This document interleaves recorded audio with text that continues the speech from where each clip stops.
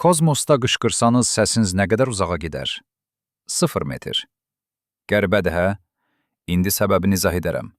Çünki səs əslində dalğadır, titrəyişdir. Dalğanın yayılması üçün mütləq daşıyıcı lazımdır.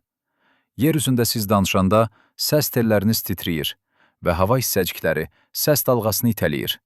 Beləcə səsiniz bir zəncir kimi digər insanın qulağına çatır. İndi təsəvvür edin ki, ortadakı zəncirin bütün halqalarını yox etdiniz.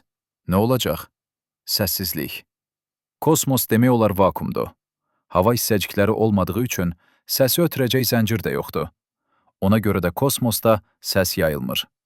Bəs astronavtlar bir-biri ilə necə danışır? Radio vasitəsilə. Radio səsi elektromaqnit siqnala çevirir. Bu siqnal kosmosda rahat yayılır. Digər astronavtın dəbilqəsindəki cihaz isə bu elektromaqnit siqnalı yenidən səsə çevirir. Yəni açıq kosmosda yanınızda çox böyük partlayış belə olsa, onun səsini eşitməyəcəksiniz.